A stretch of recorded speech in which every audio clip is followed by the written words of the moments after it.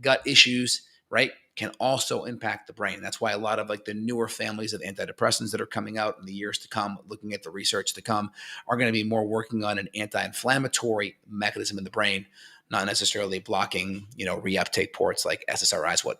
So really powerful, really important. So hope this makes sense to you guys. Just want to kind of connect the dots here. I don't think the solution is you just throw probiotics at people's guts that have problems. I know conventional medicine and allopathic medicine are going to look at that. They're going to find a way to patent these things, to nuance them so they can prescribe them and have that whole allopathic model work. But when in natural medicine, functional medicine world, like we're making these diet changes, we're impacting the microbiome by improving digestion. We're improving motility. We're addressing specific infections that could also be at play too. So there's a lot more things happening at once than just throwing a probiotic at people. And also, there are a lot of people that have SIBO and other gut issues that may feel worse with probiotics because they have lots of dysbiotic bacteria.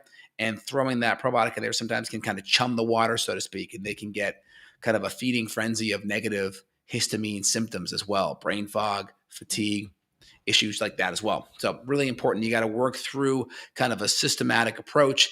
In my model, we're really working on foundational things: diet, lifestyle, motility, digestion. We're really making sure everything is dialed in with hydration, movement, everything there. And then we kind of dial in the hormonal support, and then the gut stuff comes down the road. In my 6R model that kind of overlaps, we're working on removing the bad foods. First, we're replacing the enzymes and acids, and we're really making sure we have good motility. Second, we're working on the hormones as well, because hormones play a major role with your immune system and your gut lining being able to heal. So if you're in this sympathetic state, your cortisol is overly high or overly low, it's going to be hard to get your immune system back on track. So we have to get your immune system back on track, circadian rhythm back on track.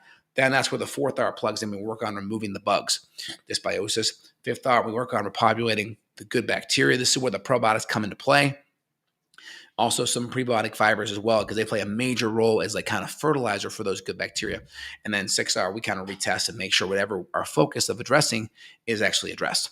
So I hope that makes sense for you guys. If you want to dive in deep, if you have chronic gut issues, or you want to work on using probiotics kind of for your own benefit to improve your health, click down below. You can reach out to myself, Dr. J, and or my colleagues will be here to help you.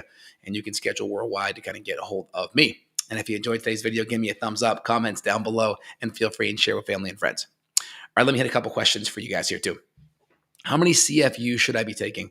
I mean, it depends. I mean, a good probiotic, like in my line, it's going to be about 40 billion per 2 capsules of my ProBioFlora.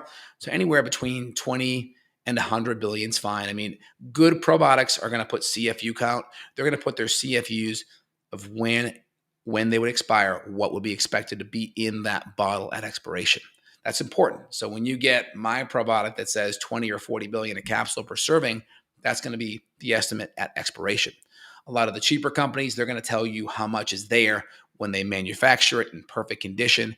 And then you may get this, 30, 40, 50, 80% drop off after that. There's some consumer review reports talking about this. And so you really want someone that's going to be over producing the probiotic, kind of giving you the worst case scenario. And then you want to make sure they're stored well. So when we store ours, it's going to be in climate controlled, dehumid or a humidity controlled environment, air conditioning, et cetera, just so that you maximize potency.